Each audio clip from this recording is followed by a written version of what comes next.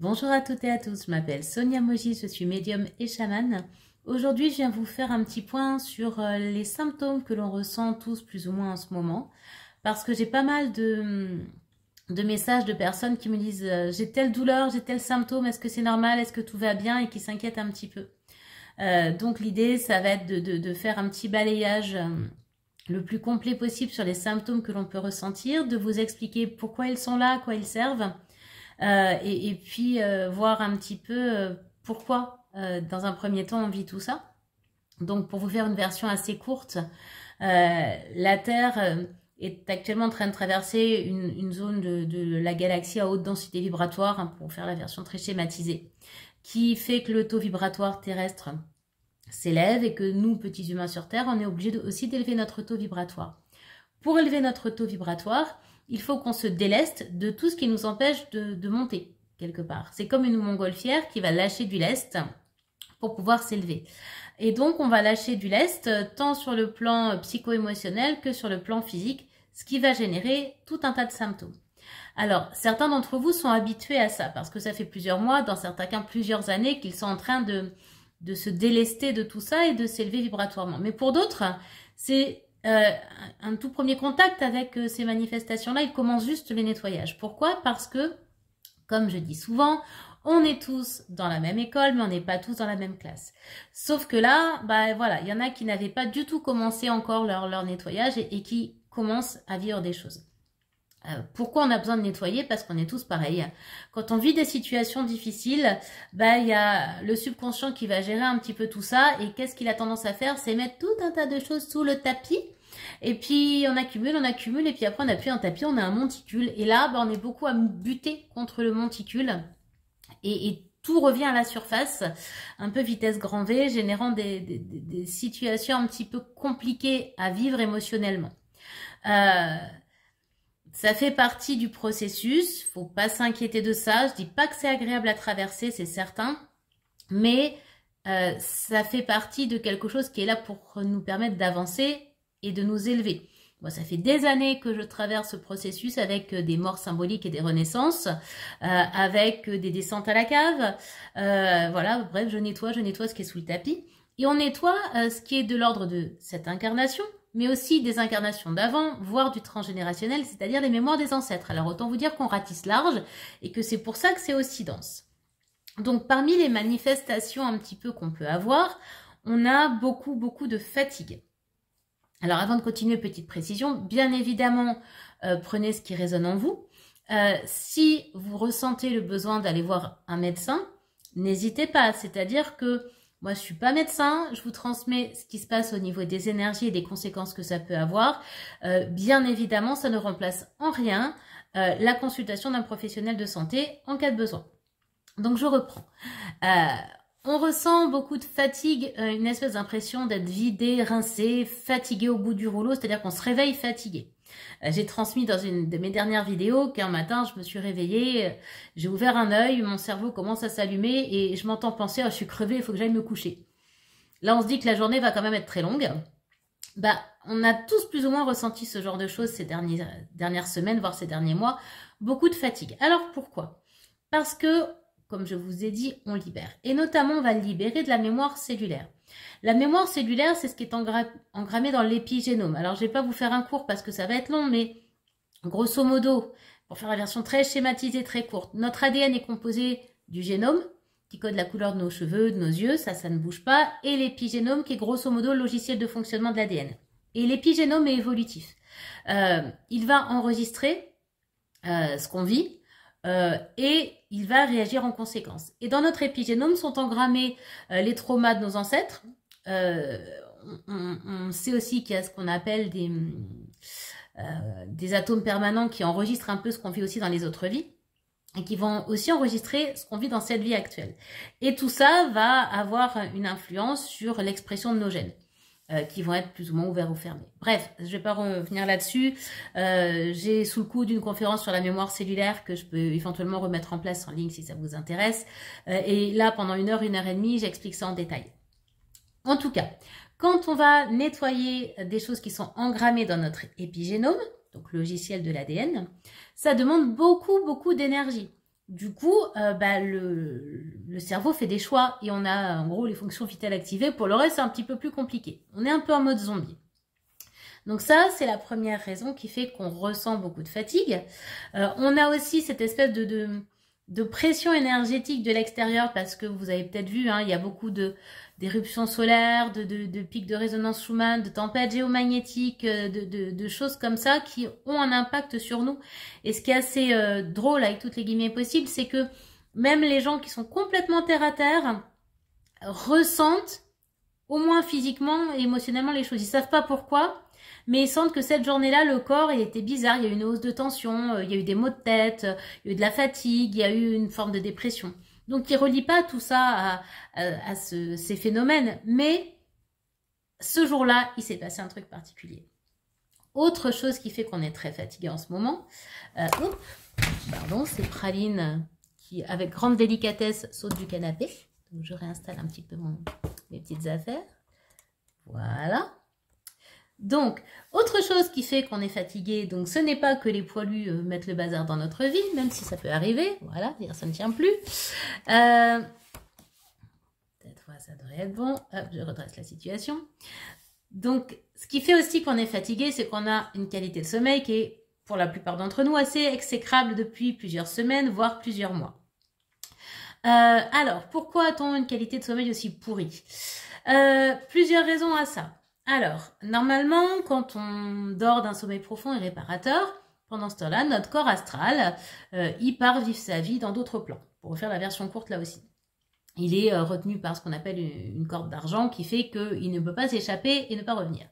Et gentiment, au matin, il vient se recaler dans le corps physique et on se réveille frais et pimpant. Ça n'arrive pas très souvent en ce moment de se réveiller frais et pimpant. Pourquoi? Parce que soit notre corps astral, il s'échappe, mais il va un peu batailler, faire du ménage, faire la guerre je ne sais où, hein, ou nettoyer des choses d'une autre vie.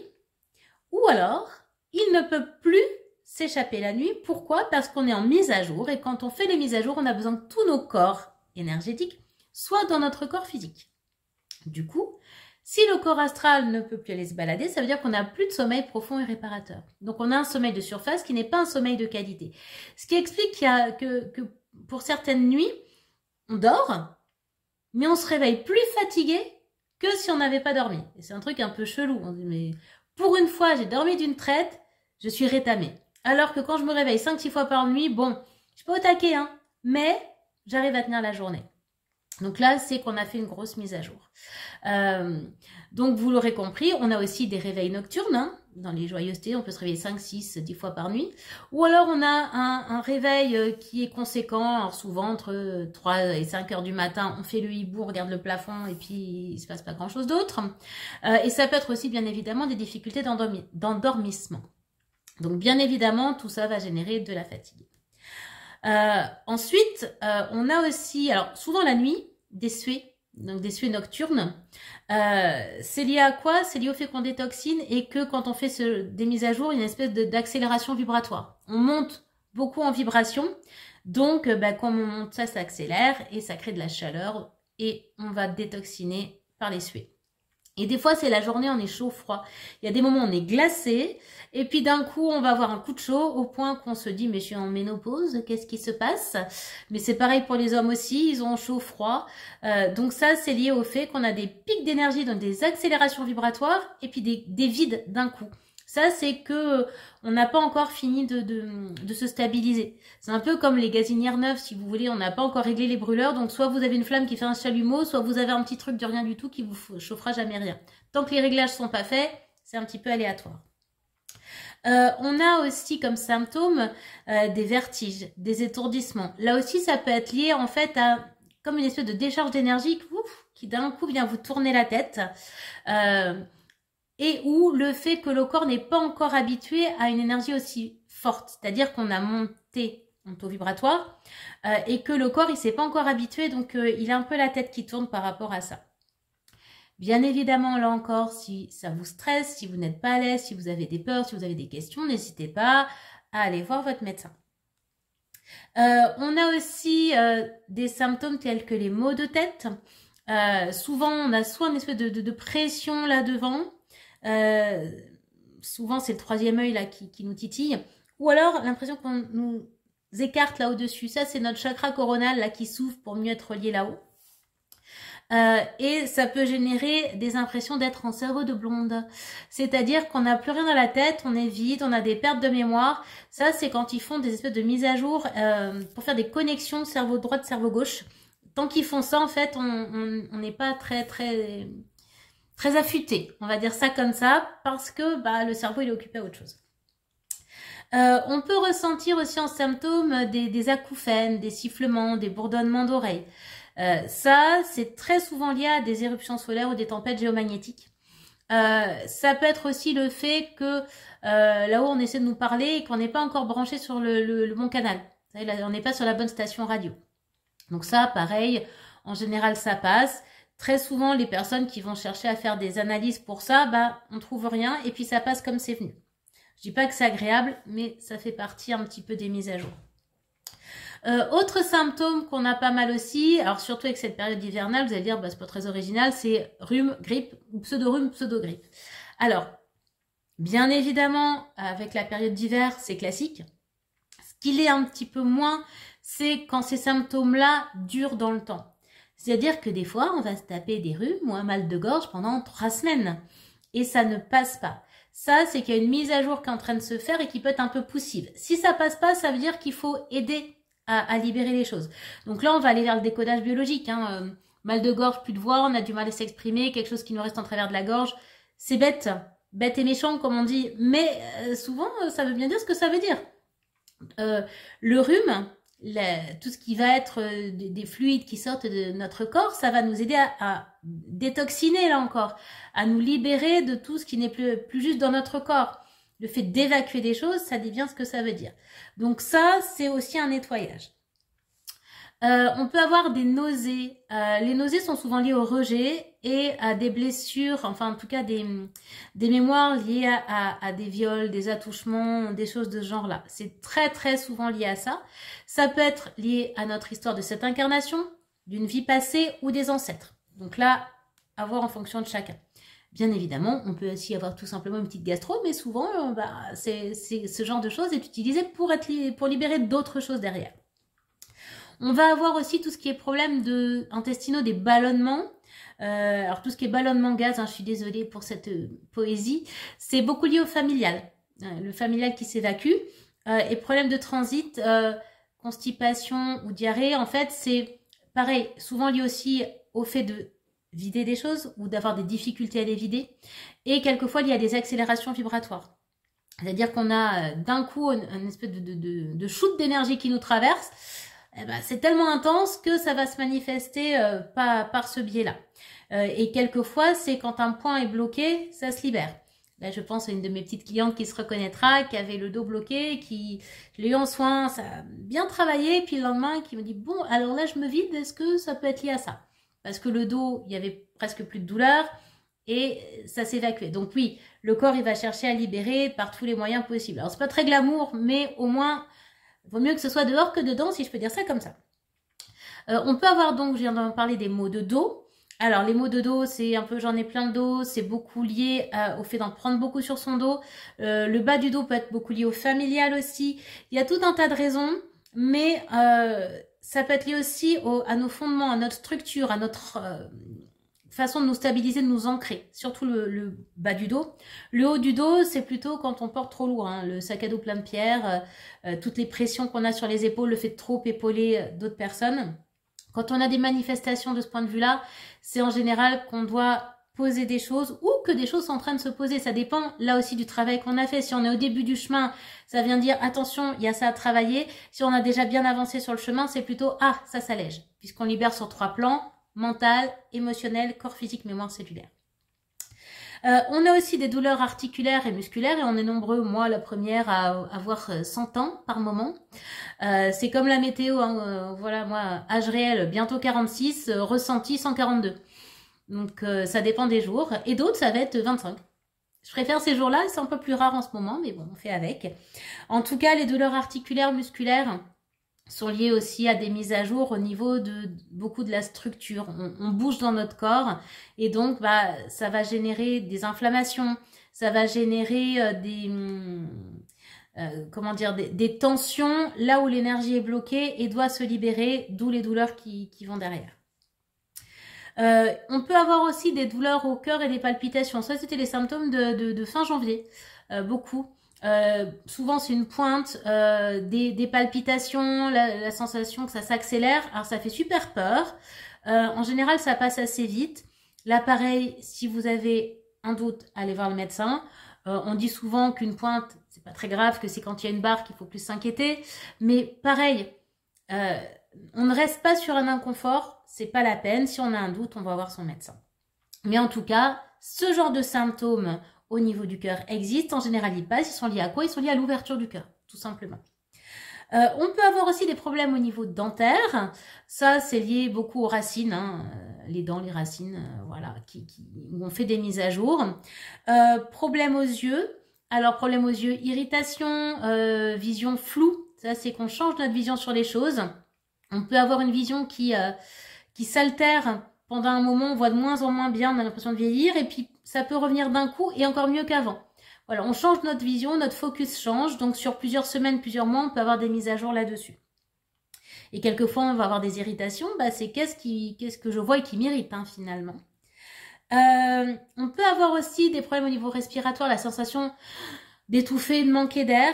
Donc là, c'est au niveau des poumons que ça se joue. Les poumons, c'est lié, bah, j'étouffe dans ma vie, hein, aussi basique que ça, c'est lié aussi beaucoup au chagrin, à la tristesse. Donc, en général, quand on évacue chagrin et tristesse, on peut avoir cette sensation d'oppression et on va se taper une super bronchite derrière, on va tousser comme un perdu.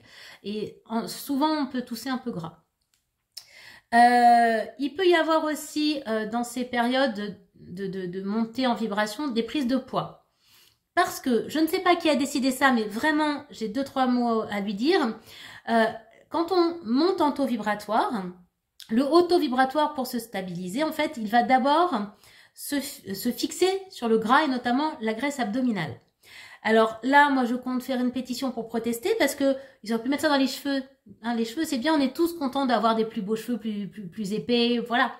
Non, ils ont décidé de mettre ça dans le gras. Donc, en général, il y a une période où on peut prendre 3-4 kilos, surtout au niveau du bidou. Souvent, ça repart au bout de quelques mois. Mais n'empêche, quand on est dans la phase où on prend du poids, on n'aime pas du tout. Donc, voilà, si vous voulez signer la pétition, on va peut-être faire quelque chose. Je suis pas sûre que ça marche, mais ça se tente. Je continue à regarder mon petit papier. Je ne sais plus si j'en ai parlé des pertes de mémoire. C'est pas pour faire la blague, mais voilà. On peut avoir aussi des pertes de mémoire, beaucoup, surtout quand ils font les mises à jour au niveau de la tête, là. On a beaucoup aussi de sensation d'être à côté de son corps. C'est-à-dire notre corps physique est là, et nous, on est à côté, en fait.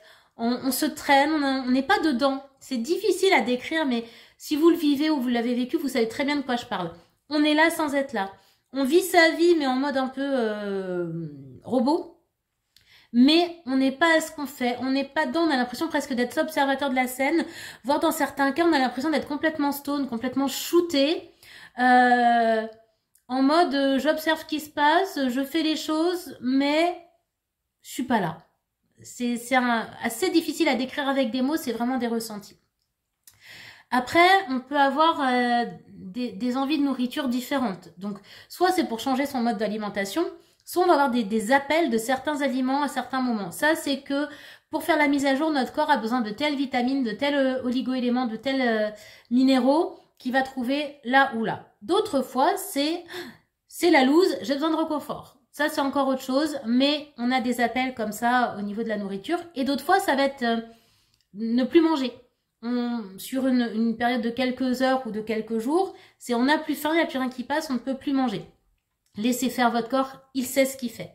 Ça, c'est vraiment, voilà, ne vous mettez pas en danger en faisant des jeûnes, etc. prolongés si vous le sentez pas. Mais si votre corps se met à faire un jeûne tout seul, laissez-le faire, il sait ce qu'il fait. Après, je vais parler des symptômes plus psycho-émotionnels, notamment tout ce qui est peur, anxiété, et souvent sans raison. J'en ai déjà parlé dans d'autres vidéos, mais quelquefois, vous avez une espèce de peur que j'appelle une peur physique, une peur viscérale. Mais votre tête sait pas. En gros, on a le plexus qui vrille, on est oppressé, on a la trouille, on est angoissé, et la tête, elle est là, je sais pas, je sais pas pourquoi j'ai peur, mais j'ai peur. Ça, c'est qu'une vieille mémoire, on est connecté à une vieille version de nous ou à une peur des ancêtres qui est en train d'essayer de se vider, de partir. Donc là, on utilise des techniques bonhomme allumette, j'écris, je brûle, on peut se faire aider avec un soin, avec un voyage chamanique, audio, parce que ça c'est à disposition, ou une méditation, toute autre technique, on s'en fout, mais on accompagne la sortie. C'est juste qu'on se connecte à une ancienne version de nous qui a eu peur et on retraverse cette peur dans le but de cette fois l'éliminer pour de bon. Ça va être pareil pour des symptômes tels que une forme de dépression. D'un coup, on est au bout de sa vie, on n'en peut plus, on est au fond de la cave, on a même trouvé une petite trappe pour aller encore plus profond. Ça, c'est parce qu'on est connecté à l'ancien qui n'a pas été éliminé. Vous vous rappelez le tapis là qui vient monticule? Alors non seulement on a buté contre le tapis, et en plus il y a une trappe qui s'est ouverte, on est tombé pour aller voir les autres vies aussi et celles des ancêtres. Donc on est au bout du bout, on n'en peut plus. On sent bien que c'est complètement décalé par rapport à ce qu'on vit concrètement. Et pourtant, on n'arrive pas à faire autrement. Limite, on se sent une autre personne. Logique, puisqu'on devient une autre personne. On devient soit une ancienne version de nous, d'une autre vie, ou une version de nous du passé quand on avait 15 ans, 8 ans, etc. Soit on devient la version de l'ancêtre dont on est en train de purger la mémoire qui n'avait pas réglé quelque chose. Donc oui, on n'est pas pleinement nous-mêmes dans ces moments-là. On peut être dans une dépression profonde, mais qui n'est pas complètement liée à notre personnalité d'ici et maintenant. Ça va générer des pleurs sans raison, c'est-à-dire que des fois on va avoir l'envie de pleurer, on est triste, en mourir, mais on ne sait pas pourquoi. Quelquefois ça va être des colères aussi, on va avoir envie de démonter la tête à tout le monde, le premier qui passe, il fait un pas de travers, mauvais. Pareil parce qu'on purge une mémoire du passé en fait qui n'a pas été réglée. Tout ça génère une espèce d'hypersensibilité, on surréagit à tout. Et après, on se dit, mais pourquoi j'ai dit ça? Pourquoi j'ai fait ça? Bien évidemment, on était dans du réactionnel, on n'était pas dans quelque chose de connecté, en fait, à la conscience d'ici et maintenant. Ça va générer aussi une espèce de montagne russe émotionnelle, de bipolarité, de schizophrénie, puisqu'on n'est plus tout à fait nous-mêmes, et que notre vie, elle est linéaire, et nous, on est un coup en haut, un coup en bas, un coup on est joyeux, léger, et 2 heures après, ou même 2 minutes après, on est en mode drama queen, je vais mourir, je n'en peux plus, je suis au bout de ma vie. Donc ça fait partie des symptômes du moment, c'est normal, même si j'avoue qu'on est plus souvent en bas à la cave depuis ces dernières semaines qu'en haut. On peut même traverser dans certains cas une nuit noire de l'âme, donc ça c'est encore plus particulier. Là, en gros, tout se casse la figure en même temps. On est au bout du bout de sa vie, mais encore plus intensément que tout ce qu'on a connu. On a l'impression que personne ne nous comprend. On a l'impression que ça se casse la figure dans le boulot, dans l'affectif, dans les amitiés, dans la famille, dans la santé. Il n'y a plus rien qui va. Bref, ceux qui l'ont connu savent très bien ce que c'est. Ça dure souvent plusieurs semaines, voire plusieurs mois. On vit des morts symboliques. En gros, c'est l'ego qui meurt sur tous les plans pour qu'on puisse mieux renaître derrière. Ça veut pas dire que tout est réglé après. Mais déjà, il y a un gros morceau qui est parti et ça change vraiment notre perception, notre personnalité. Ça, tout le monde ne le vit pas. C'est pas parce qu'on vit un épisode de dépression qu'on est dans la nuit noire de l'âme. C'est beaucoup plus complexe. En général, moi, voilà, je sens quand la personne en face vit une nuit noire de l'âme ou quand c'est juste une grosse descente à la cave. Comme autre symptôme, on peut avoir aussi des sensations de vibrations qui nous parcourent le corps, de tremblements, de fourmillements.